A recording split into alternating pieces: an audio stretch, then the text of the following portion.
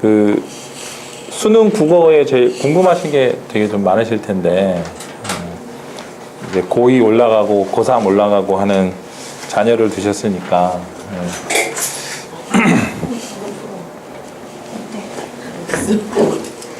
감사합니다.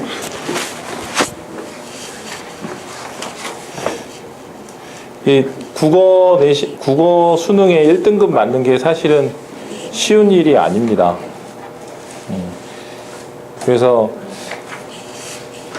어떻게 보면 4% 안에 드는 게 수험생들이 어떤 해는 뭐 60만 명, 그리고 지금 이제 뭐 점점 줄어서 이제 나중에는 40만 명대까지 이제 준다라고 하더라고요. 지금 태어나는 아이들이 뭐 인구 절벽 세대 뭐 이런 얘기들도 하고, 근데 그건 좀 먼 얘기인 것 같고요.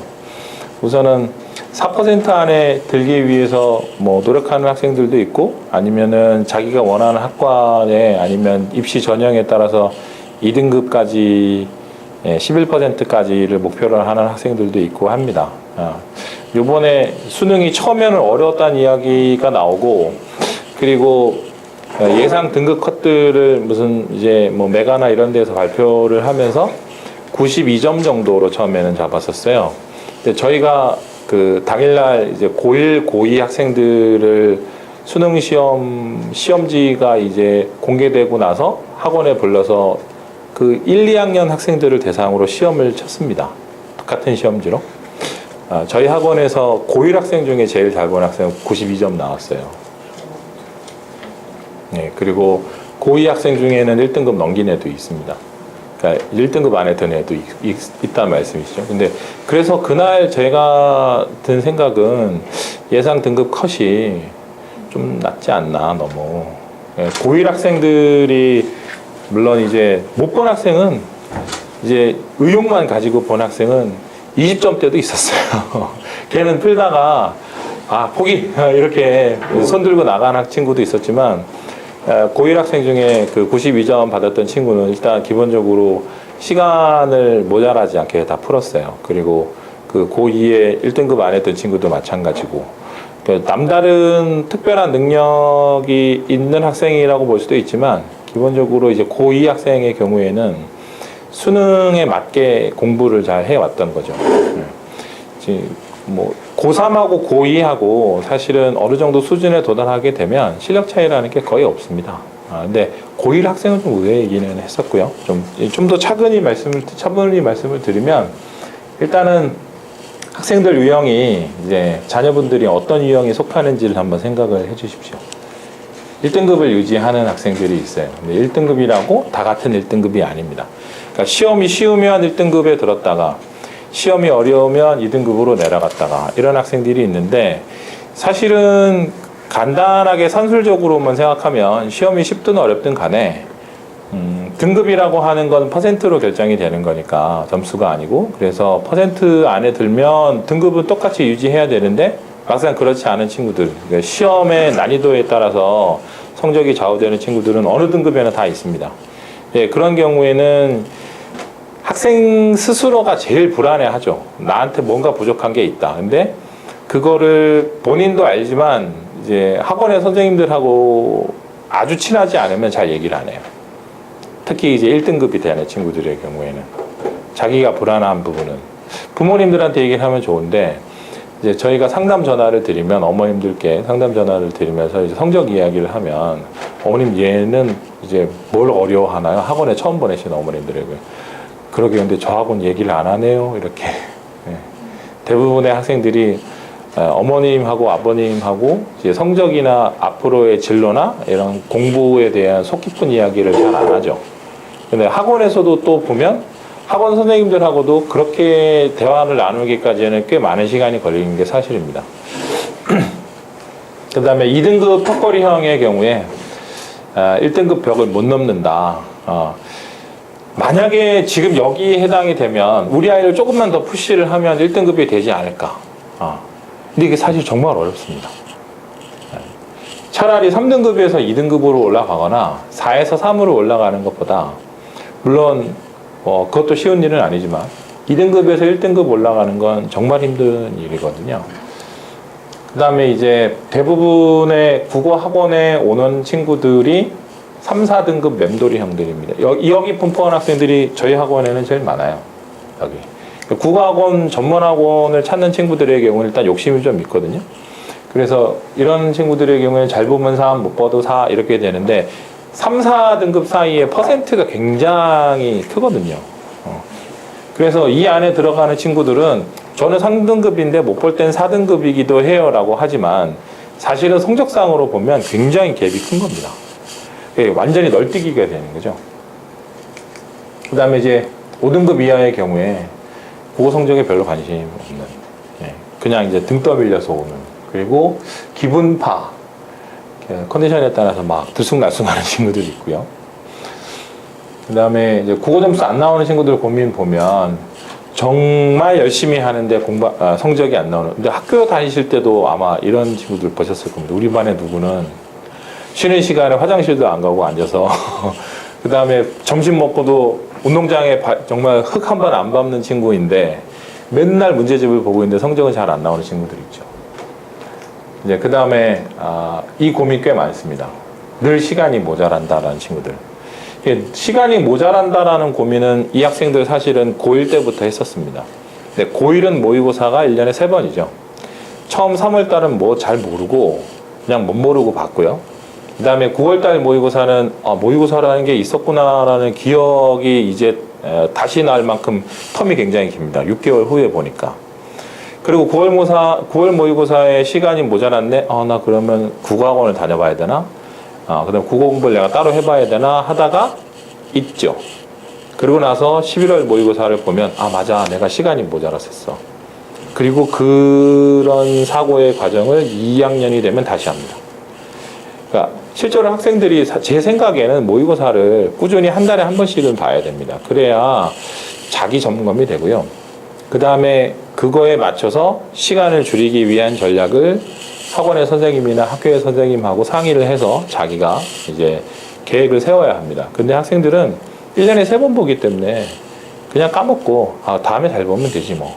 시간이 모자라네? 열심히 하면 되지 뭐. 이렇게 생각을 합니다. 근데 막상 이제 지금 2학년에서 3학년으로 올라가는 친구가 그런 고민을 갖고 있으면 매우 위험하죠.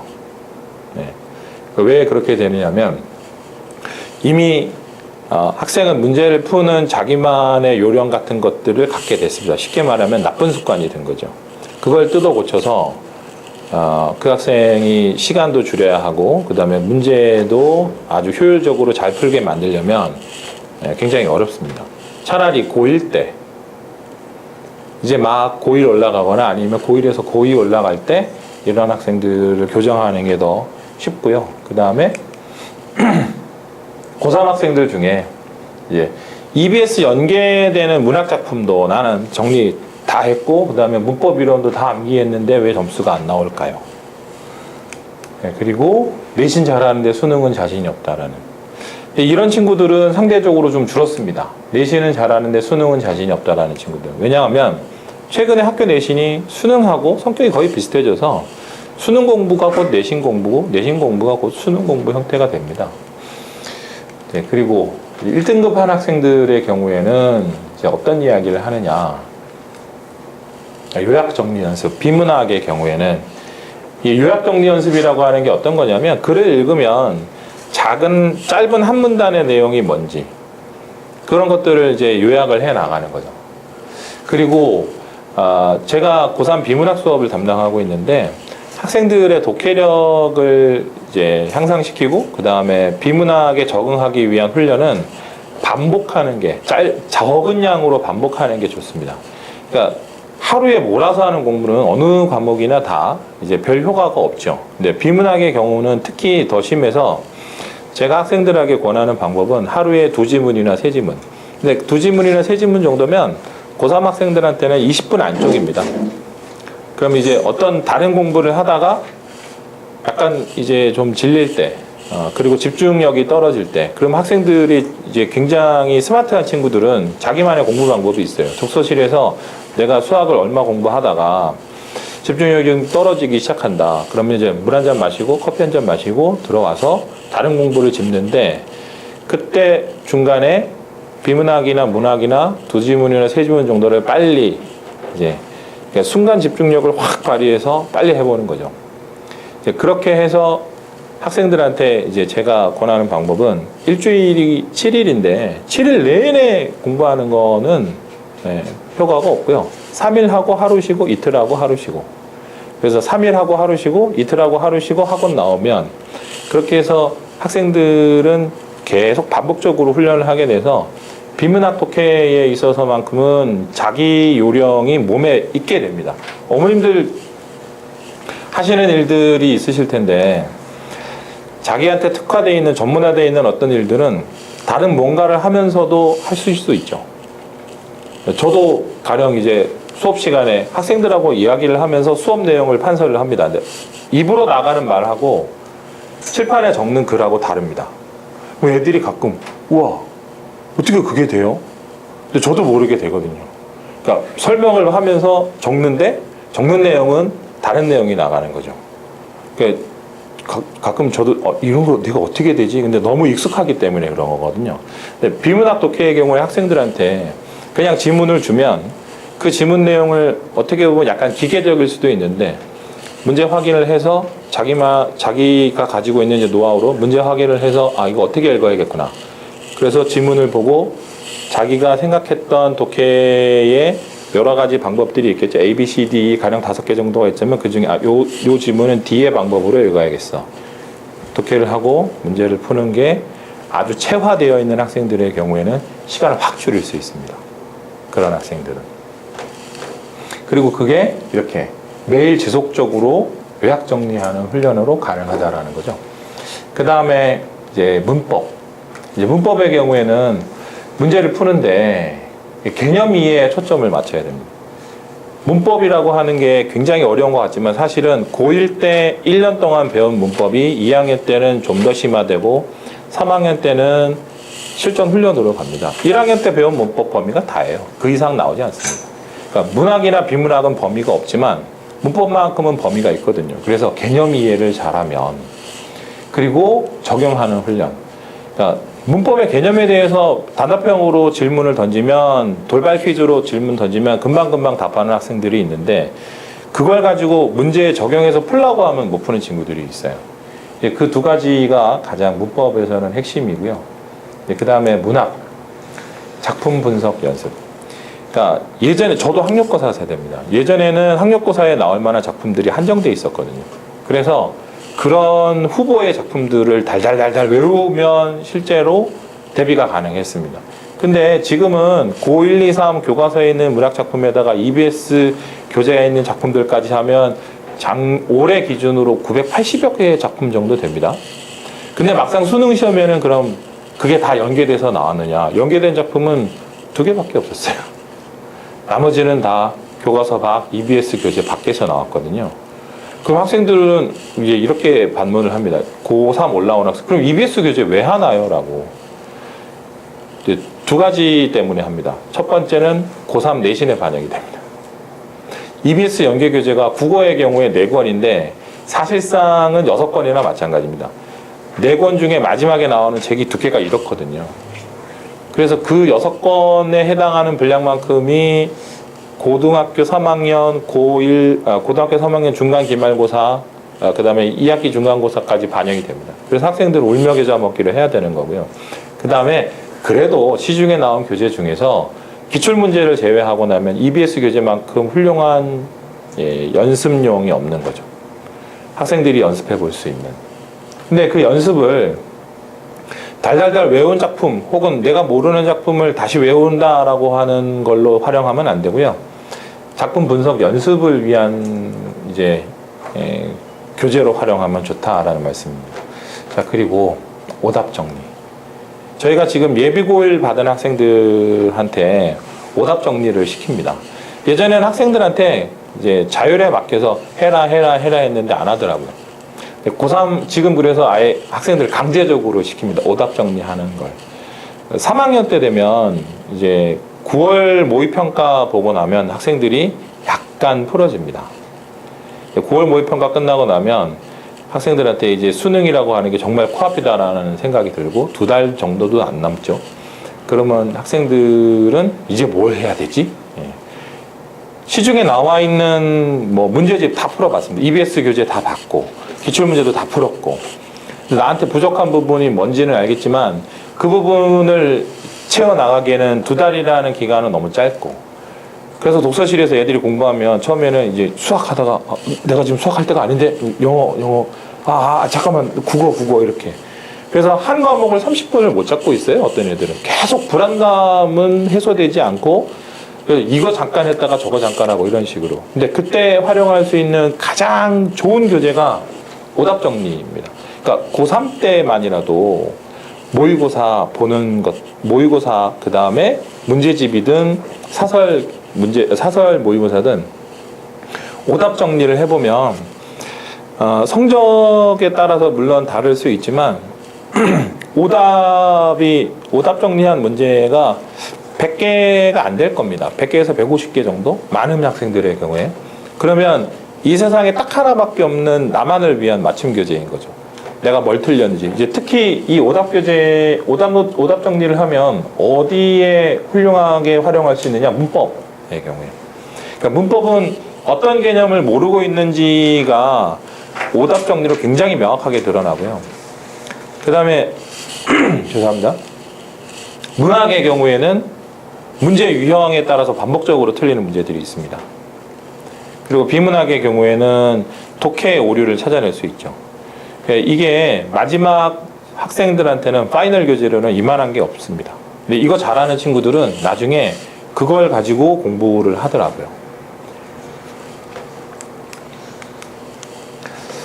자, 네.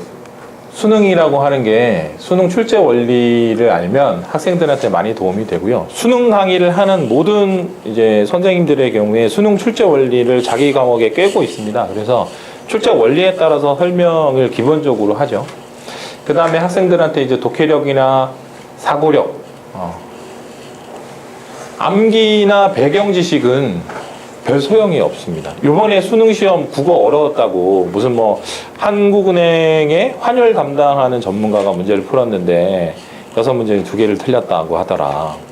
그 다음에 무슨 기술 지문의 경우에는 이게 국어 시험 문제냐 이렇게 막 신문 기사에 또 그렇게 나니까 어머님들도 걱정하시고 애들은 또 틀린 애들은 거기 또 용기를 줘. 거 봐, 내가 틀린 게 이게 내가 잘못해서 틀린 게 아니야. 환율 전문가도 못 푼대. 근데 사실은 수능은 매년 그렇게 나왔습니다. 단지 이번에 언론에서 이렇게 크게 다룬 거죠. 반대로 생각하면 학생들은 환율 전문가가 아니지만 학생들 중에는 그 지문 6지문 중에 죄송합니다. 그 지문에 있는 6문제 다 맞은 친구들이 있거든요. 그럼 그 친구를 한국은행에다 데려다 놓으면 환율 전문가가 될까요? 그건 아니죠. 학생들은 문제를 푸는 전문가거든요. 환율 전문가는 문제를 푸는 사람은 아니니까요. 그러니까 학생들한테 배경 지식은 별로 도움이 안 됩니다. 그런 부분에서는. 뭐가 나올지 사실 몰라요. 그러니까 이건 제 자랑 같지만 올해 환율 나올 거를 고3 학생들하고 이제 마지막 이제 6월 모의평가 끝나고 나서 여름방학 지나고 9월 모의평가 보기 전에 이번에 수능에 뭐 나올까 애들하고 경제 안 나왔으면 좋겠어요. 애들이. 맞아. 나도 경제가 안 나왔으면 좋겠어. 그럼 우린 경제는 공부하지 말까? 아니요. 너네는 뭐 해줬으면 좋겠니? 환율이요. 애들이. EBS 교재에 환율이 한 3번 나왔거든요. 질문. 뭐가 제일 어렵니? 경제에서. 환율이요. 그래서 이 2시간을 아예 그냥 계획을 세워서 환율에 대해서 굉장히 자세하게 했습니다. 하고 나서 애들 근데 환율은 안 나오겠지? 아이들하고 저랑 이제 되게 어색하게 환율은 안 나왔으면 좋겠어요. 근데 나왔거든요. 그러니까 아이들도 불안해하고 제 생각에도 사실은 환율이 6년 전에 나왔었습니다. 수능에. 그래서 경제지문의 경우에 사회에서 자주 나오니까 나올지도 몰라. 아이들도 불안하고 저도 불안하고. 그래서 환율을 굉장히 자세하게 다뤘는데 시험 보고 나서 아이들한테 야, 환율 나왔잖아. 네. 우리 수업한 거 도움이 됐어? 절반은 글쎄요. 라고. 왜? 우리가 한 거랑 되게 비슷하게 나왔는데 잘 기억 안 나던데요. 그 학생들이 머리가 나빠서 그런 게 아닙니다. 네. 배경 지식은 실제 시험을 보는 그 순간에 아이들한테 별 도움이 안 되거든요. 배경 지식이 도움이 되는 정도는 공부를 하는 과정에서, 실전에서 배경 지식이 도움이 되려면 아이들이 봐야 될 게 너무 많습니다. 아니 무슨 뭐 물리도 알아야 되죠. 어떤 애는 무슨 이상한 기체 방정식 같은 게 나오는데 그 물리를 공부하는, 기체에 관련된 물리를 공부하는 전문가들의 논문입니다. 그걸 학생들이 배경 지식으로 알 수는 없죠. 결국엔 뭘로 승부를 해야 되냐면 사고력입니다. 사고력. 예비고일 학생들 학원에 들어와서 테스트 볼 때 제가 제일 집중적으로 학생들한테 설명하는 게 사고력인데요. 우선은 이제 여기 보시면 수능 출제 원리가 이런 겁니다. 고등학교 3년 내에 국어 교과서, 그 다음에 그거의 행동 영역을 측정하고요. 그리고 평가 요소는 사실, 추론, 비판, 창의 이렇게. 그 중에 추론과 비판이 이제 사고력을 구성하는 핵심입니다.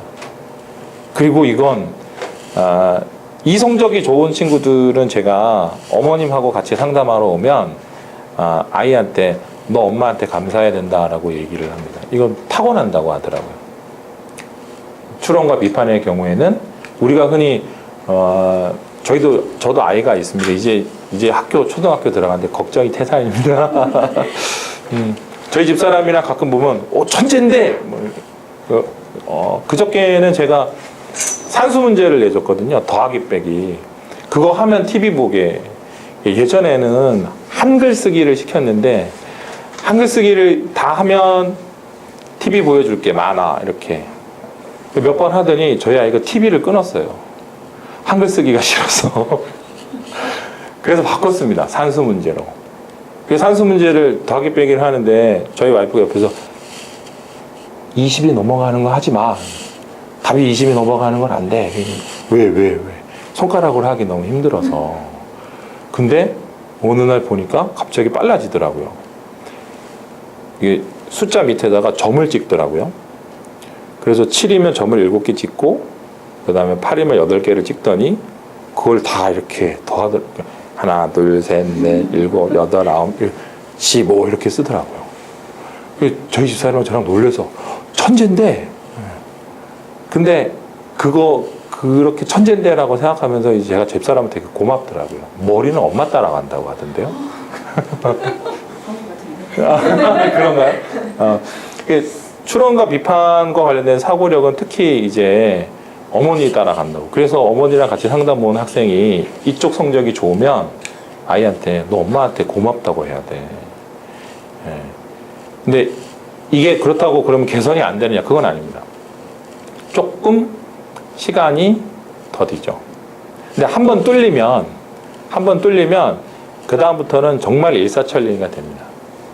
어느 날 갑자기 확 깨닫는다라고 하죠.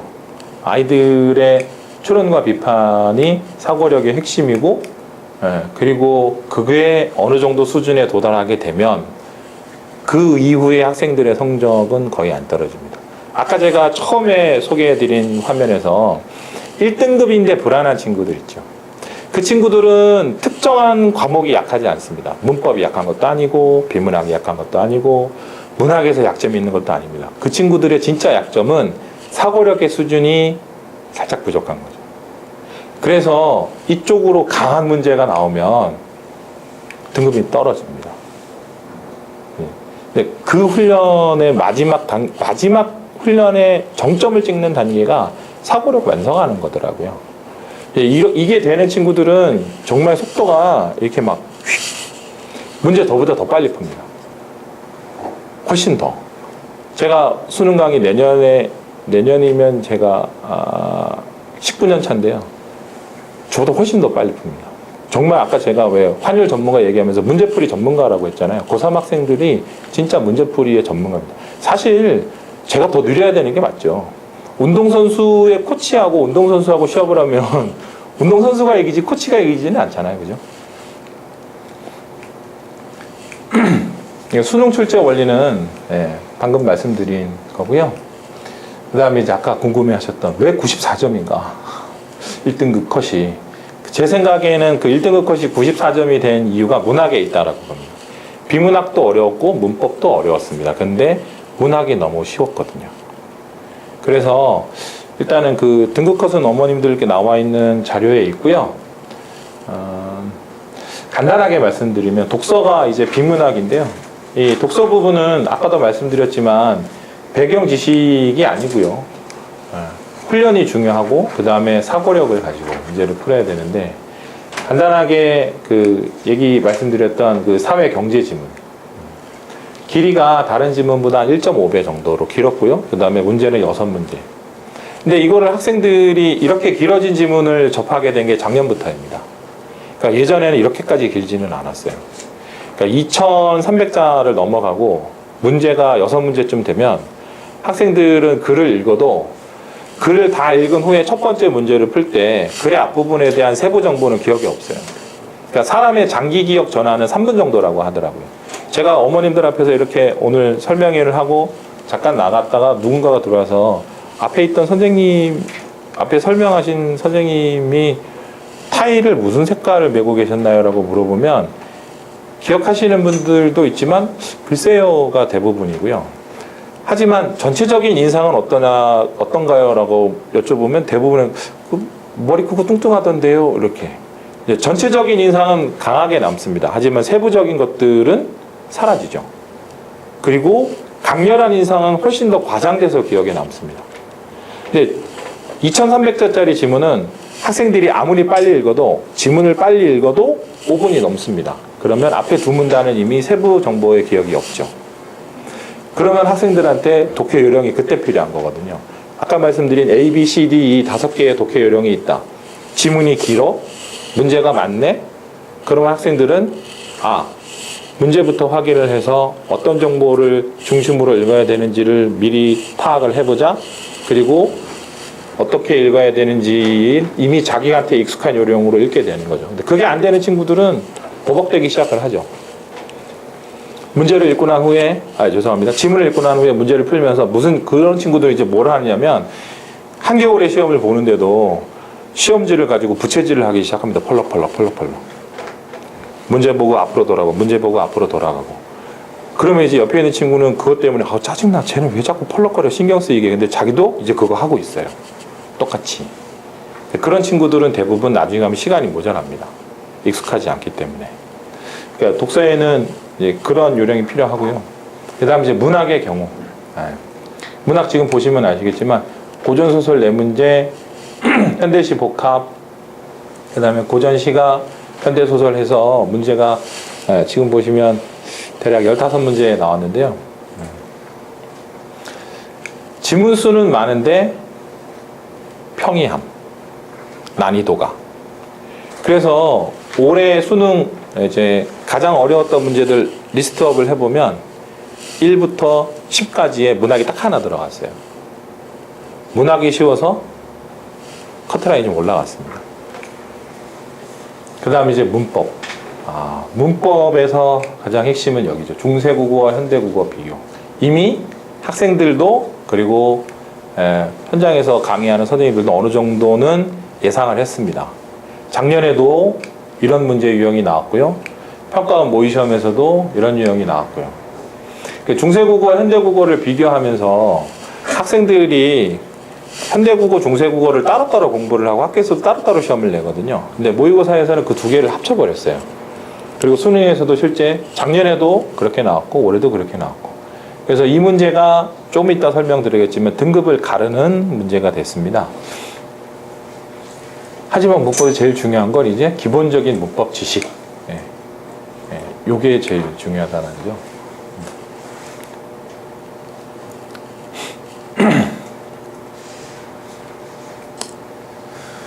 자, 일단 학생들의 체감은 이랬다고 하더라고요. 일단 비문학이 길고 정보량이 너무 많아서 힘들었다. 그 다음에 복잡한 사고 과정을 요구하더라. 아까 말씀드렸던 사회 지문 문제 환율하고요. 그 다음에 뒤에 있었던 기술 문제 같은 경우. 그 다음에 일부 선택지 근거를 쉽게 찾지 못하게 여기저기 흩어놨었고요. 현장에서 체감 난이도는 굉장히 높았고, 그리고 늘 모의고사 1등급 찍던 학생이 그날 딱 끝나고 바로 전화해서 불안한데요, 이렇게. 그리고 시간 부족. 그러니까 시간 부족은 앞으로도 당분간은 수능 공부를 하는 친구들한테는 계속 발목을 잡을 겁니다. 그러니까 시간이 부족하도록 시험 유형을 많이 바꿨어요. 예전에는 지문을 짧게 가고 문항수를 2이나 3 정도로 했었습니다. 한 7, 8년 전까지. 그래서 1300자를 넘는 지문이 없었고 800자, 1300자, 지문수는 6개, 문제는 800자짜리에는 2문제 이런 식으로. 그럼 학생들이 촥 읽고 빨리빨리 풀고 슉 하고 넘기고. 근데 그랬더니 수능이 너무 쉽다. 국어에서 실제로 저희 학원의 학생 중에 이화여대 간 친구가 있는데 그 친구 재수했거든요. 모의고사에서 한 번도 1등급이 안 나온 적이 없었어요. 근데 실제로 수능 시험에 한 문제 틀렸는데 3점짜리. 근데 그 해의 수능이 너무 쉬워서 1등급 컷이 98이었습니다. 2등급 나왔어요. 그래서 재수했고요. 근데 그 이후에 바뀌면서 결정적으로 바뀐 게 뭐냐면 길어졌습니다. 지문들이. 그래서 학생들이 읽다가 지치게, 시간을 질질 끌게. 그래서 읽다가 지치는 학생들이 나중에 문제를 풀 때 읽은 내용도 기억이 안 나는데 문제 수가 많으니까 지문 하나에 굉장히 오랜 시간 붙잡고 있으면 아이들의 심리적인 압박감은 굉장한 거죠. 나 지금 35분 풀고 있는데 20분 남았네? 그러면 아이들은 정말 미쳐요, 그 순간에. 네. 사실은 35번 풀고 있는데 20분을 남았고 뒤에 있는 지문이 5개 좀 남았으면 아이들은 큰일 나는 거죠. 근데 35분 풀고 있고 이제 문제가 10문제 남았는데 뒤에 있는 지문이 2개면 5개일 때랑 2개를 할 때랑 완전히 다른 거죠. 5개의 지문은 아이들한테는 지문의 숫자가 5개인 거고 2개의 지문은 정말 아이들한테 숫자 2입니다. 2하고 5는 심리적인 압박감이 훨씬 더 다르죠. 근데 아이들의 경우는 이미 수능이 달라졌다라는 것도 알고 달라진 체제에 따라서 자기가 적응 훈련을 많이 한 친구들의 경우에는 부담 없이 풀 수 있지만 문제가 10문제 남았는데 나한테 주어진 시간이 10분밖에 없다라고 생각을 하면 그때부터는 머리가 하얗게 되고요. 문제를 푸는데 집중력도 훨씬 더 떨어지죠. 네. 자, 아까 말씀드렸던 겁니다. 등급을 가른 문항 분석. 보시면 제일 어려웠던 문제가 비문학 사회 환율 문제이고요. 그 다음에 기술 문제, 그리고 세 번째 문법 문제입니다. 문법 문제가 5등 안에 들어온 건 올해 처음이고요. 그리고 그 밑에는 여전히 비문학 기술, 비문학 사회, 비문학 기술, 비문학 사회. 그리고 현대시 복합 딱 하나 여기 들어가 있습니다. 오답률 45%. 예전에는요, 문학이 10개 중에서 8개인 해도 있었어요. 근데 어느 해인가 2004년 수능으로 제가 기억하는데 출제 오류가 한 번 있었거든요, 현대시에서. 그래서 평가 원장이 갈렸습니다. 출제 오류로 이제 대국민 사과를 하고 평가 원장이 사퇴를 하고, 그 이후에 문학의 어려운 문제들은 많이 없어졌어요. 그리고 비문학이 항상 학생들을 제일 괴롭히는. 근데 올해는 요거 문법 12번입니다. 문항 번호를 잘 기억을 해 두시고요. 자, 여기 보시면 여기 있습니다, 얘가. 3등급 학생들이 1, 2등급에 비해서 12번 문제를 더 많이 틀렸습니다. 그래서 2등급하고 3등급이 갈린 결정적인 게 여기거든요. 그러니까 논술을 준비하는, 수시 전형 논술 준비하는 학생들이 최저학력 맞출 때 주로 이제 국어 2등급으로 맞춥니다. 여기에 걸려서 논술 아예 못 쓰는 학생들이 있어요. 수능 딱 보고 왔는데 저 논술 3개 못 써요. 왜? 최저 안 돼요. 네, 문법 때문에. 네, 그리고 1등급 학생들 보면 의외로 아까 현대시 복합 한참 밑에 있었었죠. 8번째 있었는데 1등급 학생들이 생각보다 2, 3등급에 비해서 현대시 복합 많이 틀렸습니다. 왜 이렇게 됐느냐? 제가 생각하기에는 학생들이 비문학에 주력해서 준비를 해왔고요. 그리고 현대시의 경우에 작품의 공통점 파악하는 문제였는데 낯선 시가 나왔습니다. 한 번도 배운 적이 없는. 그러니까 고등학교 모든 고등학교 국어교과서, 문학교과서에도 없었던 작품이고 EBS에서도 없었고 지금까지 단 한 번도 소개되지 않은 작품이었거든요. 수능이 출제된 93년도부터 지금까지. 그래서 어떤 선생님도 소개하지 않았던 작품이 나와서 학생들이 좀 1등급 학생들이 좀 틀렸던 것 같고요. 그 다음에 아까 말씀드린 대로 이렇게 문법 문제가 상당히 많이 중요했다라는. 그리고 나머지는 전부 비문학. 그래서 지금도 이제 수능에서 고득점을 원한다면 일단 기본적으로 문법은 고2 때 다 정리가 끝나야 되고요. 문학의 경우는 새로운 문학 작품들을 접해보는 훈련은 꾸준히 반복을 해야 되는데 이제 마지막 최종 단계에서는 비문학 완성이 중요하다고 생각이 됩니다. 내년 수능 어떻게 나올지 참 전망하기 힘듭니다. 그래서 앞으로도 일단은 어려운 수능은 유지하지 않을까. 그러니까 영어가 절대평가가 되면서 사실은 이제 모든 영어 학원들이 어려울 거다라고 예상을 했었습니다. 영어가. 근데 뚜껑을 열어보니 쉽더라고요. 6월이나 9월 모의평가에 영어가 어려워서 영어를 어렵게 낼 거다라고 생각을 했는데 상대적으로 영어는 쉬웠고 그리고 뭐 매년 어려운 수학은 그건 논외로 하겠습니다. 국어가 지금 최근 3년 동안 계속 어렵게 출제가 됐고요. 공부량보다는 집중력. 공부량은 물론 중요하죠.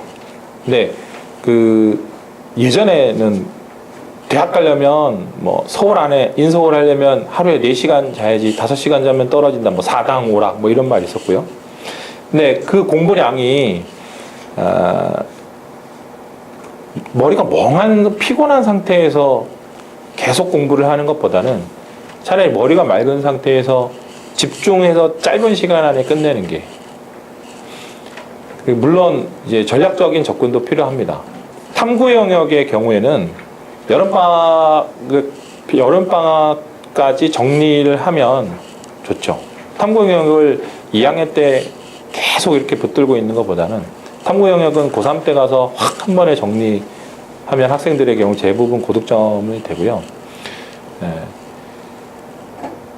국어의 경우에는 어느 한 시기에 확 집중해서 하는 것보다는 분산 배치해서 그리고 집중력을 유지해서 20-30분 짧은 시간 동안 훈련을 하는 게 훨씬 더 효과적이라고 생각이 됩니다.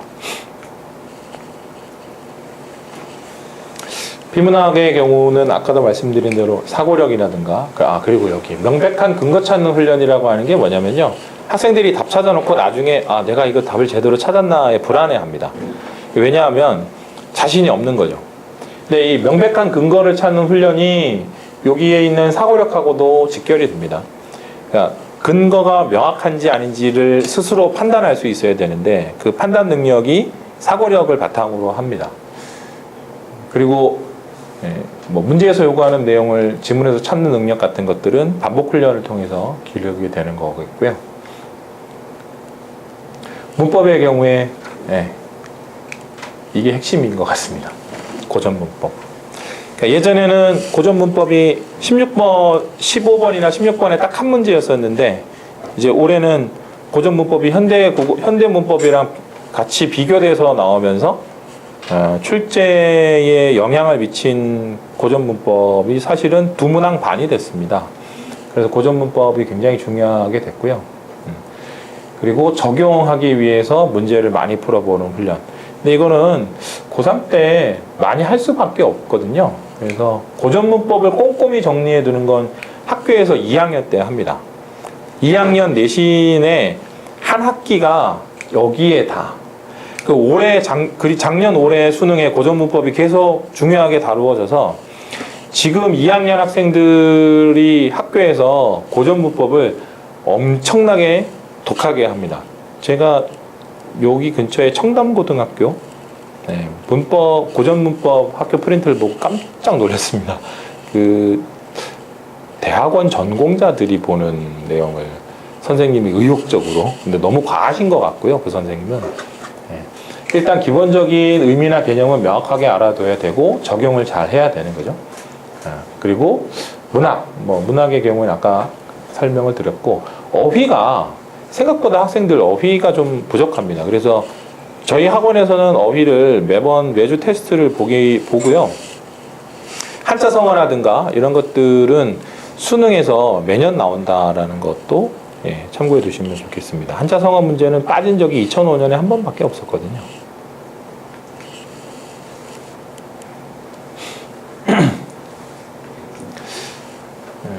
수능에 대한 대처 방법은 계속 이제 반복적으로 말씀드리면 사고력 훈련이라는 거고요.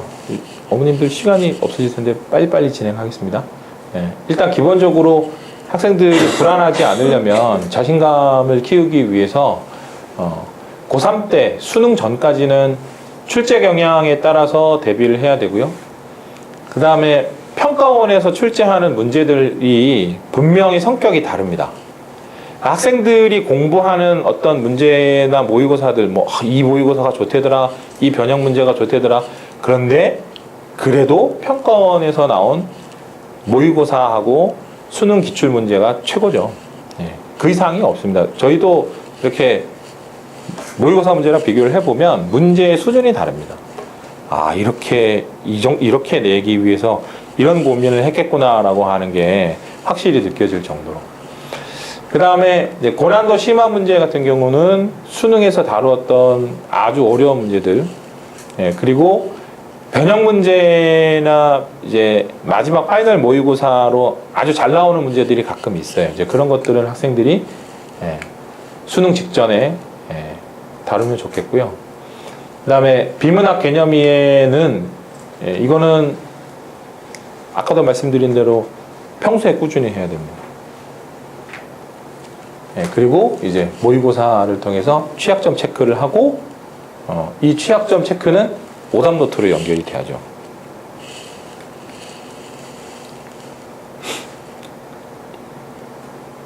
이 부분은 아까 설명을 드려서 패스하겠습니다.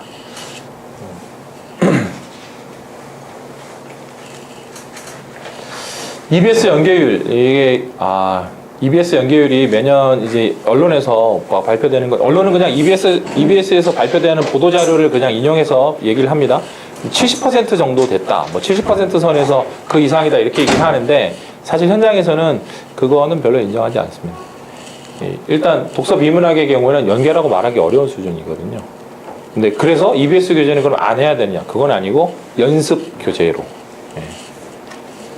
그리고 문학의 경우에도 묘비명이라고 하는 작품은 연기가 됐고, 강 건너간 노래라고 하는 거, 아까 말씀드린 한 번도 소개된 적이 없었던 작품. 그 다음에 수필 풍나는 작품 일부만 연계됐고요. 그 다음에 이제 비가라고 하는 고전 시가는 EBS 교재하고 표기가 다르다는 이야기는 옛날 작품이기 때문에 표기가 고전 옛날에 아래야 쓰고 이런 표기 있죠. 그게 좀 달랐고요. 그리고 현대소설하고 고전소설은 제목만 갖고 다른 장면. 이건 사실 그러면 학생들이 어떻게 공부를 해야 되느냐. 소설의 경우에는 작품 전체의 줄거리를 알면 좋죠. 읽어보면 더 좋고. 그 다음에 화법 작문은 내용 연계는 거의 없고요. 그리고 연계라고 할 만한 것도 없고. 그래서 문법의 경우에, 화작문의 경우에는 개념 이해, 그 다음에 적용 학습 이렇게 대비를 해야 되겠습니다. 이 부분도 앞부분에서 설명을 드린 거고요. 수능하고 EBS 교재하고는 상당히 많이 차이가 있다라고 하는 거. 그리고 그래서 EBS 교재는 기본기를 다질 때 쓰는 거고요. 그 다음에 EBS 작품의 경우는 텍스트로 이용을 해서 해석 능력 갖추는 훈련이 중요하고요. 그리고 고전 시가의 경우에는 전체 작품의 전문 확인이 필요합니다. 그리고 비문학은 꾸준한 대비가 중요하고요. 비문학 연계율이라고 하는 건 거의 없는 거나 마찬가지라서 학생들이 EBS 교재에서 비문학 연계될 거다라고 생각하고 읽을 필요는 없습니다. 그건 기본기를 다지는 교재로, 연습용 교재로 활용하면 좋고요. 대신 문법의 경우에는 EBS에서 문법 주요 개념을 잘 다루고 있기 때문에 개념 정리를 하는 데는 활용할 수 있고요.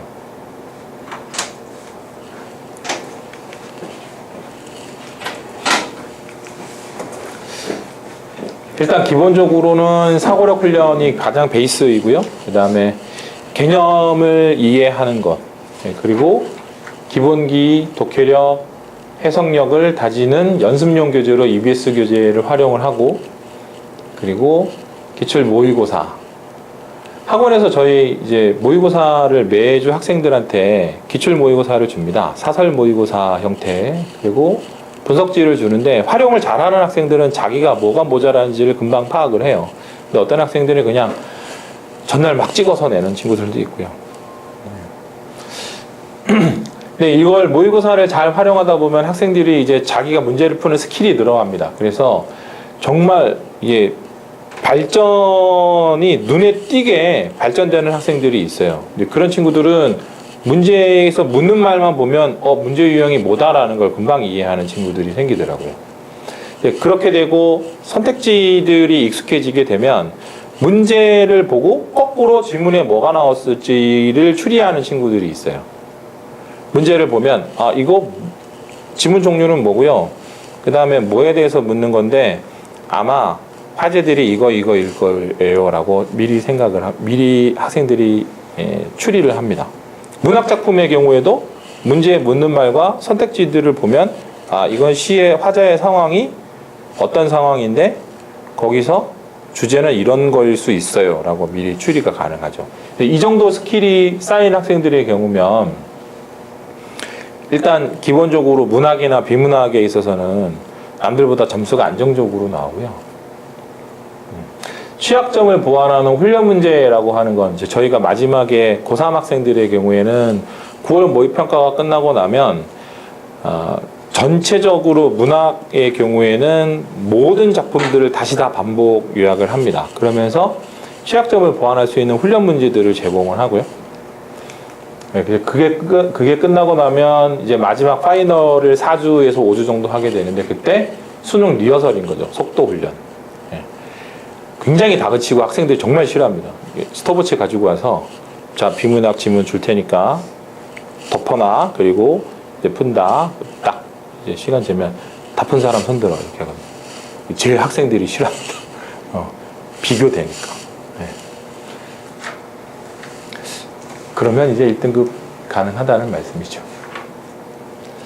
네, 저희가 이제 고3 연간 프로그램이 이제 이렇습니다. 지금 여기 이게 12월 30일부터 시작이고요. 문학 개념 완성, 비문학 위형, 그 다음에 문법 개념 완성해서 EBS 연계 교재 중에 처음에 나오는 수능 특강이 1월 중순쯤에 나올 겁니다. 그 이전에 저희가 이걸로 정리를 하고 그 다음에 EBS 교재로 넘어가게 될 거고요. 그 다음에 중간고사가 1학기 중간고사가 있기 전까지는 이런 식으로. 그 다음에 3과정 1학기 기말고사 이후가 학생들이 제일 많이 흔들릴 때입니다. 여기 넘어가면서 여름과정으로 넘어가는데 이 2학기 중간고사랑 3과정 1학기 기말고사 사이에 6월달 모의평가를 보는데 그때 재학생들이 제일 많이 흔들려요. 왜냐하면 일단 불안해합니다. 그 재수생의 존재라는 것 때문에. 재수하는 친구들의 경우는 하위권은 잘 없거든요. 저 중상위권 이상.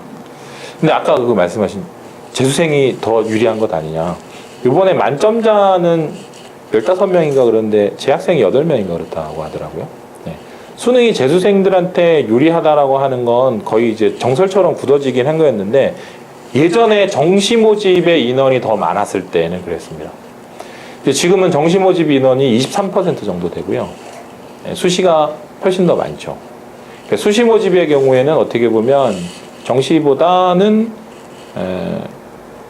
재학생들에게 더 유리합니다. 정시 모집 비중이 예전엔 정시 모집이 70%였거든요. 그러면 그때는 재수생들에게 더 유리하죠. 자, 그리고 여기 여름과정 끝나고 나면 9월 모의평가가 있습니다. 학생들이 10대라도 체력은 개개인의 차이가 있고요. 특히 여학생들의 경우에는 여름 넘어가면서 많이 지칩니다. 그러니까 정신력은 남자애들보다 여자애들이 훨씬 더 좋아요. 그 수업 시간에 보면 남자애들은 이렇게 좀 풀어줄 때가 있고 한데 그게 여학생들이 현저히 떨어지는 때가 이때입니다. 여름방학 들어가면서 아무래도 체력이 떨어지기 시작하면 집중력도 떨어지죠. 그리고 학생들이 받는 그 공부에 대한 스트레스 여기 넘어가면서 수능이 딱 100일 정도 남게 되거든요. 그러면 그때 이제 오는 중압감 때문에 많이 힘들어 합니다.